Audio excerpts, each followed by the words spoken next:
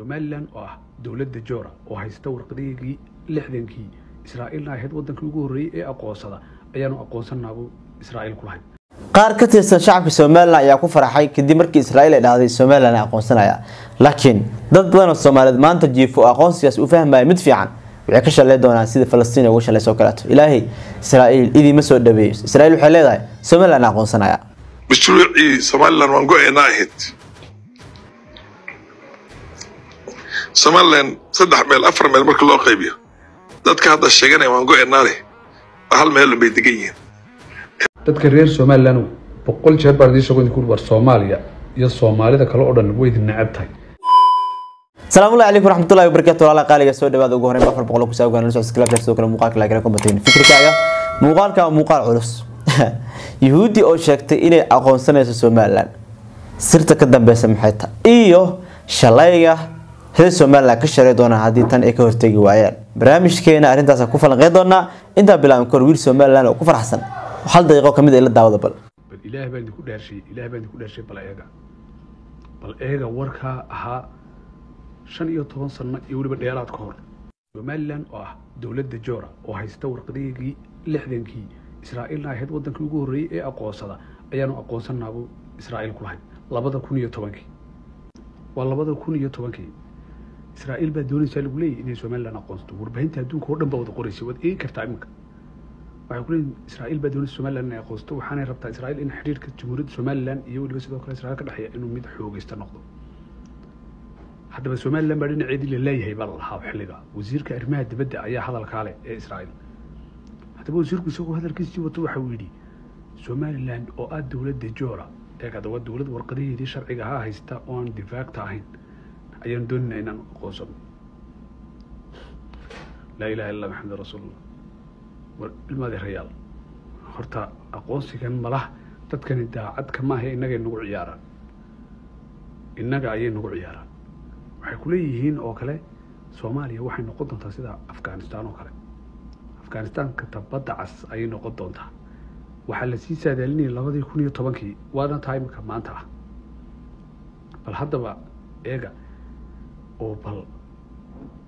dhibaatada inoogu wacnaynta waa garanaya xilliga arrimaha doorashada sidii sanadkii dhawey toolo kale u taagtaagnaa doorasho bay naga dhigeen baasha doorashadii way nagu reerisay wallahi billahi taariikhda xilliga uu soo qaadi lahaa baalka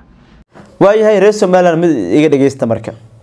horta Yahuudan aqoonsiga ku soo bandhigayso waa mid maskax ka wadato oo waxa la rabaa in lagu galo sidii Falastiin loo galay Falastiin ay qaxootiye imaadeen inta marka dadka Soomaaliyeed oo kale ka cararaysiin Yahuud afka u galina Israa'iil aqoonsiga ay soo bandhigayso mid idin jacayl idin ku siinaysa maaha waxay rabtaa inay degto Berbera qabsato dhul balaaran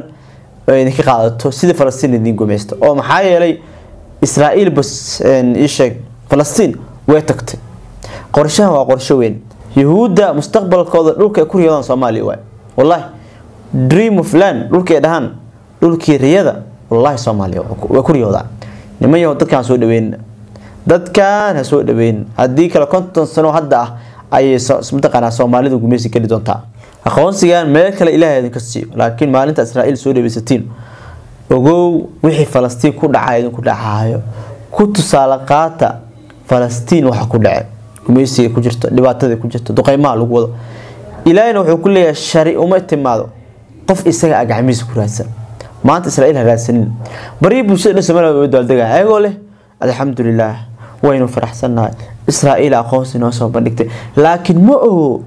sirta ka dambayso maanta maalin in laga shalayna oo la leeyahay war maxaa uu soo dhaweysanay maxaa uga fiirsaweyn shalay waa dambeeya shalay waa dambeeya wargeysadana waxay soo qorayaan Israa'iil oo Somaliland aqoonsatay waxay ka taa munaafaqad waxay ka taa Soomaali isku dirkeeda iyo waxay ka taa dhul inay hesho markii niman Ilaahay ka cabsada intaas leediin Soomaaliya ka go'a Israa'iil ha u gacan gelin Israa'iil gumaysigeeda maanta qof idin geysan karta mal gumaysigaas oo kale ila daawad bal aqoonsiga Soomaaliya xaq uu maraya Israa'iil iyo Somaliland maxaa ka dhaxeeyo marka dhistaan qaadka matay muuqaalka hal wax ka dheh Hargeysa walaal adaa keena caalankan shalay adaa keena midnimadan shalay dhalinyarada aqoonta la hadlaya oo wixii shalay aad keentay dib u hagaaji oo dib u sax adiga u baa hagaajin kara على الدنبه والله صوتها والله هانو جيرين waxba isku lugoynina waxa ilaahay intuu Soomaaliya wax dambe igu dir lahayn isagoo la xoox iga dhiga ee oran lahaa ilaahu la xoox iga dhig oo ilaahu waxaan ku leeyahay ko hallaygu cuno anoo saayidhada la qaati wariya waxaad moodaysaa inay niyada tamaandha naga buuxdo mise inay qalbiga iyo quluubta baradho bislaatina degtay ma jirto taas waa habeenkii xalay ahaa oo aan dhacayn inay Somaliland ay dib ugu noqoto meeshii aan ognahay diyaarada Hargeysa intay ka kacday dib u duqeysa dib ay dabadeed uma dhacaysa taas hada ku soo xukula soo toos adiga raadin waxa ku leeyahay daadii meedka meedhiisii baad maraysaa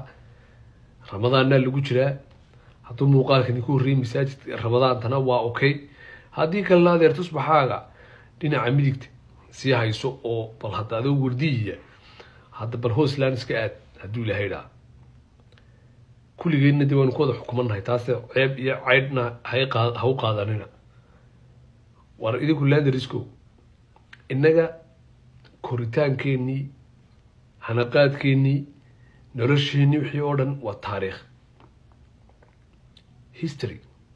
waxa weeyi waa waxa kaliya ee aanu ku noolnahay adduunka oo dhan oo ku noolyahay history is the state of past events waa dhacdooyinkii hore ee tegay cidna duulimaad kuma nihin cidna macayno cidna maxaqirno cidna macayno ummadda waa lasoo dhaweysanaya laakiin dad doonina cunaan in anagana cunaan inaan u fududeyno anagu ma rabno dadka reer Somaliland 100 jeer baa idin sheegay ku war Soomaaliya iyo Soomaalida kale oo dhan way idin nacab tahay adduunka idinku nacab yihiin war idinku isticlaada oo gacmaha isqabsadaan ku yiri amba ceerigaaba joog amba badan joog amba laas qori joog amba lawya cadda joog amba Hargeysa joog adiga ku taala laakiin Soomaali oo dhan way ku nacabtay horaan idin ku yiri maanta waa alxamdulillah aad baan u faraxsanahay inaad wada aragteen wixii kaligay aniga ii muuqday haddaba mid baan idin sheegaya in adeerta horta asmadaus waxay ka mid ahayd hablaha reer Somaliland kuwooda ugu fog ee macnaha inta badan Soomaaliya iyo Soomaali iyo arrimaha noocaas ah aaminsanay maalin waxaan xasuustaa maalmihii dabku ninku gubay gabadhiisa ay ma habeeniyadu uu isqol TikTok anagoo saaran noot sidoo galay ee raggii Soomaalida waxaan ku wuri deegaankaad ka timid iyo dadkaagi waa nabad haweenkaaga lama dhibaateeyo maxaad u maqli weydii hal qof deedna gabadh kale oo reer Soomaaliya qolka saarneed ayaa soo boodoodeedna waxay tiri Soomaalidu kala qaybinaya wakaade deedna asmi halkii baad igu xanaaqday anigana sababtoo ah emotion bay ahayd lama si hadal waan iska digay qolkii aayay laakiin waxaan idin sheegayaa dadkaas waa dad dhibaatada iyo dulmiga iyo cadaalad darrada iyo fusqiga iyo nooc walba ku heshiiyay dadkaas waa dad tooduna ay saxan tahay oo haddaad qaadato maanta calaamaadtooda ay yihiin tahay hero maanta kaaga qaatan ugu hornay qabyaaladaystaad anu dadkan niyo waan soo seegnayde anu dadkan ilaa 2015 iyo 14 iyo 13 baan dadka soo wada doodin doodayda aan keeno TikTok-ga ee dadka qaar baa haystay inaan imanka anigu yimid oo dadkan wada doodo dadkan ilaa xilligaas aan soo wada doodin munaafaqada badii Xasan Sheekh Badarkiisi maalintii Muuse Biixi ulahaa Ethiopia dhil la galiya Soomaali baa maalintii dambana ciyaal baa lagu dhexdilay badda dhexdeeda isagoo arkaya ayaa loo qalay ciyaal yar yar war ma ciidi Carafa marka horta waxa muhiim ah inaad garataan ay dadkaygina ay fahmeen fajira iyo dhibaatada iyo hagardaamada Soomaaliya ay ku hayso iyo Soomaalida kale marka dadkayga way ku isticlaado qacmaha isqabsadaan aniga halka sii taagantay maanta aad baan u faraxsanahay wax badan ay idin iftiimeen anagu Soomaaliya kama go'ayno aan kalmada ku saxo waxa weeye Soomaaliya anaga naga go'aysa way anaga Barn State-kiya anaga xornimada hor qaadanay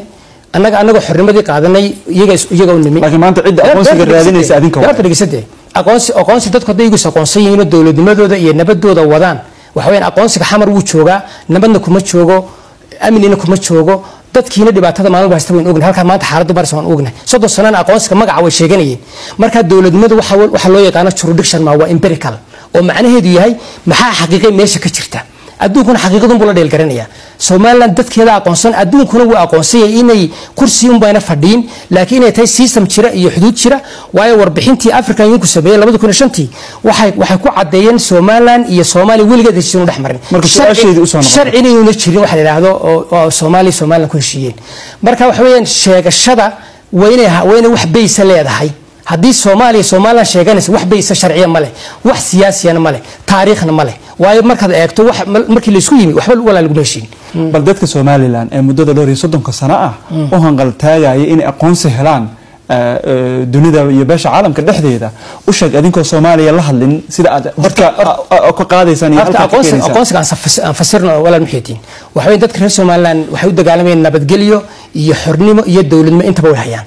maxaa ka dhiman waxa ka dhiman kursiga United Nations African ka fadhiisan Soomaa maalin kamid oo fadhiisan doona Soomaaliland maanta waxay ka mustaqbal weyn tahay oo aad ogtahay Afrika oo dhan iyo adduunka inay dimuqraadiyad iyo dawladnimada ugu horeyso kuwa badan oo maxaa la aqoonsay dhijuura ay dadka reer Soomaaliland iyo Soomaaliland ka mustaqbal fiican tahay marka macnaheedu ma aha inaan UN ka fadhiyin baan dawlad noqonay xamar bay kursiga UN ka way fadhida xaaladeedan wanaagna maanta al-shabaab ama Afrika kale xamar ka taagan xaaladii ay ku jireen wanaag dawlado kale badan way jiraan marka macnaheedu ma aha kursiga UN ka la fadhiisan doonaa dadka ay dhibaato u gaaraysa Soomaaliland dadkeedu inay waxbarasho xornimo dawladnimo helaan way hayaan wixii ka dhiman waa la gaari doonaa sidee lagu gaaraa waxa lagu gaaraa waxaween kuma xirna in Muqdisho ay Soomaaliland tiraahdo waan aqoonsaday sidaan ku sheegay waa options ku kaas qorama options kala badan Soomaaliland haysata marka kuwa waxa kamid ah saan ku sheegay marna waa unilateral marna waa bilateral Soomaaliland unilaterally waxa haysta sharciyan iyo siyaasiyan iyo taariikhiyan in dawladnimadeeda adduunka ay kursiga qaramada fadhiisato mashruuci Soomaaliland waan go'aynaa ahayd Soomaaliland 3 meel 4 meel marka loo qaybiyo dadka hadda sheeganay waan go'aynaa hal meel bay degan yihiin tiraahana 40% baa lagu sheegay Soomaaliland ku dheedaba waqooyiga saytu marka isku keenabo min maximum 35% Allah oo iswada raacsaneen way dhimatay is dead on arrival the fact that they have joined the East African community now East African community waxa weeye territorial integrity waa sacrosanct lagama hadli karo haddii lana Soomaaliland hagoodo وعندنا واحد يلا إن باشا نسي أنا أصل ولا هنا ورا أقدر سما تنزانيا واحد هي سهرنا لسي ذا كوستال معي هاد ستريبكي يا إلا يو مسمويني مالي هذا كوانا ديستريكت ولا كنت تقول حاجة كذا يكون واسكمت قولا أنا الحق بالدجانين ما تشرتوا قولا كستنا وحي كو بالدجانتاي حدود كسدو وقت مستعمر كي أو مركي أيو لها جايشان إيه هلو دايو ما فري كران ميل ما توضنا محري كران هذا تو كانوا فران توضا كفرمي وكر سوا كينيا يوغندا تنزانيا و غونكيس رواندا بروندي ولا رواندا بروندي قبل السكولين وحكست العيسي وحتى كونغو نو يسوقش DRC Congo is part of this community فهم صح South Sudan is part of this community ولا سكوايست إلا أبيعي كل السكوايست North and South كسبالك مركز انفصال كل سميه حدنا ولي وحاجة مالا يرير أو جوبا أو لسكوايست ولي مركز عيد كهال كرتو سيدي ومركز مستعمر كي أي مركز أرتي يقدر وإيشيس كي مالي هذا بدنا يتوب هاي ساوث السودان إيشيس بيكوي ماتي السودان تبع أوغراتي أيضا هو dead Soomaaliland هذا كده اعترافي وحسيته ويقول لما أعطي East African Community واسي انتيرنا سيد شيء وهذا إثيوبيا اعتراض هو كان أنت وضعنا East Africa وضعنا يا كوري ماريسا. السلام عليكم ورحمة الله تعالى وبركاته. هذا بني السلام يا جماعة أصحابتا. اليوم مركب موضوعية آنس لهين يو حيابة آنس كرين أنت لحد اللي يسوق اليوم لسكجد يو مشكل كأده بتندع على لا أده يدع على جلال لابتلك الجيران وياو نورش المجتمع ربك وخل خليسة. واحد من هذا المسلمين مجال اللي هذا قدس وقبل ذي النكوبات مسجد كله هذا أقصى إلا جميسنا يو تحت الاحتلال وكشلو وين وجنا هي وجميس وقعنتك وهيو إن ما أنت عالم الإسلام كله جا وود بديه ونوجنو لقى سياسات بديه لما عالم الإسلام بس يابك لجوا لقى سياسات بديه نبى مال لجوا حري هل كان مركو أرنكم مرة يو قضية فلسطين وقضية مقدسة قصة يو قدس يو مجالوين كوين فلسطين اللي جنب قني وقضية مقدسة أو كرامة أو نرجعت كعمقف damiirka nolol dhashay quriga uu qaadi karayo halaasay taasi noo taalla siyaasadda marka la yimaado siyaasaddu adduunka maanta siyaasadda ka shaqaysa waa siyaasad maxaa kuu dan maxaan dan kuu ahayn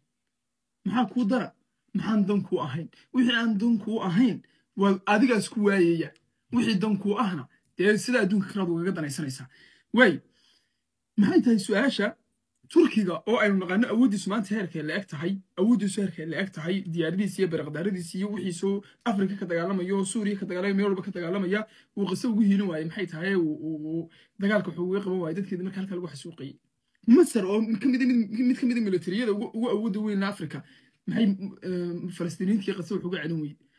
sacuudiga almamlaka alcarabiya sacuudiya bilaadi tawxiid dhulkii barakaysnaayo loo odhan jiray qofka jiroonaya berigii hore dhulka gaalada inuu jirooda waa xaaraan halkaa uu jirooda qofkii jiroonaya iyagoo waddanka afraad mise shanaad ee adduunka militariga ugu badan hubka dhaqaalaha ugu badan hubkii militariga ku bixiya maxay qase ugu daawanayeen heeray gaarsiiyeen marka qarni calankoodaba in sacuudiga lagu soo dhex qaato ama magaca falastiin lasoo hadal qaado ama masaajidda loogu daciyo diideen urdun dowladihii waaweynaa caalam islaami bakistan oo sirdoonka adduunka ugu awoodda badan loo yaqaano waxaasoo dhammi maxay u aamuseen lianna maslaxad siyaasadeed wax layahdaa jira in maslaxaddeena siyaasadeed maanta ay ka weynaatay masaladaasoo yacni dan weynoo siyaasadeedoo lugahay naga xidhaysa ay jirto macnaheedu waxa weeyaan dad qadiyadii mabda'ale ma lihiina doofaarey u nahay maya dad qadiyadii mabda'ale baynu nahay laakiin dan ka weyn baa meeshii taala masalan haddii turkigu odhan lahaa dagaalka qayb baan ka noqonaya ee qasa deetana intuu diyaaradiisii maraakiibta kaxsay uu dagaalka keli lahaa reer galbeed oo dhan baa soo tegi lahaa turkiga burburin lahaa halkaa markaa arinku taagan yahay mar haddii in bulshada qase loo heliyaa waa waajib islaamiya waa waajib diiniya laakiin in loogu hiiliyo qaab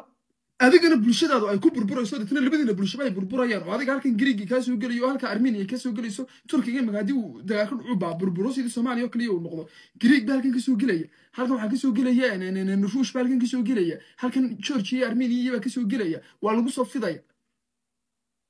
dabeetna bulshadan si aad bulshada ugu hiiliso ma bulshada baad baabiinaysaa maya atris bulshada muslimiinta ah turkida halkan joogaa way bad qabaan maadaama kuwa bad qaban kuwa badqabkooda meel ku tiiri amnigooda sug kuwana waxaad ku tari kartaa dhaqaalaha ee siyaasada ee miisaska awoodda ah ee taakula ah ku taageer bointigu waxa weeyaan markii falastiin laga hadlayo in bulshada falastiin loo baabi'iyo ama lugaha looga xidho ama loo mustaqbalkooda mugdi loo geliyo bulshada somaliland degan سياسيا موضوع توتال خلدان ويا وموضوع توتال خلدان هل كان مركان كتاجي مركان دوبا جت مالمان بس عطيه سومالان ولا قنصنا يا يدنا بلشة فلسطينيين الكيرية أوكي إن بدنا سومالان كم بدي بحكي دودي سومالان وحي يبسنا قضية دي مسلمين سومالان قضية دي مسلمين تم يبسنا سومالان هل كي سعودي جمري مصر مرتي تركي جمري إمارات مري باكستان مرتي إندونيسيا ماليزيا دولدي واوينaa caalam islaam halkii mareen ayuu Soomaaliland maraysa ko dansa siyaasadeed markay timaado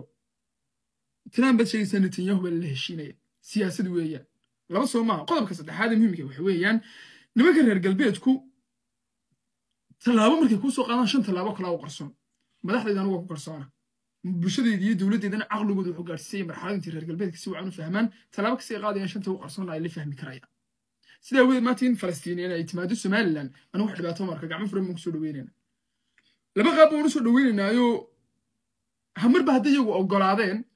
iyagu ogolaadeen inay ka soo baxaan halkaas Somaliland yimaadaan dhulkoodii bay yimaadeen gacmo furan ku soo dhaweynaa way degayaan anaga lafteeda kala qaboobayna xirfado cusub baan nagu soo biiraya aqliyo cusub baan noo soo haajiraya bulsho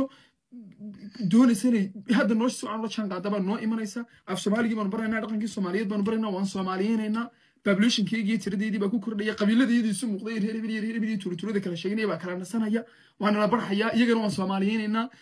dhanka marka laga eego maadaama inkastoo ay Soomaali ahaan inagu yara adag tahay aan hore leeyno soo dhexgelin oo kaanda laakiin dhibaatooyin anagu ma arko aslan gaasay dad muslimiin iyo aan ida darooyin kale iyo khamri iyo mukhbaarad iyo tumashooyin noola imanay yeerisiyo kaas waa mawduucii dood waa ka furto aan diidi karo aan la yeeli kara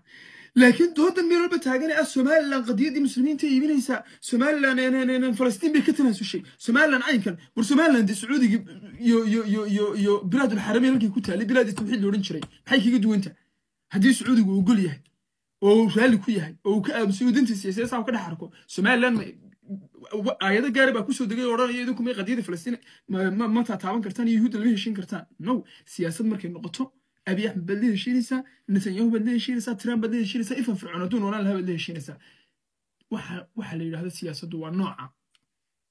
غير جبان iyo muslimiin iyo dhulkii Soomaalida uma baahna shalayto hore markii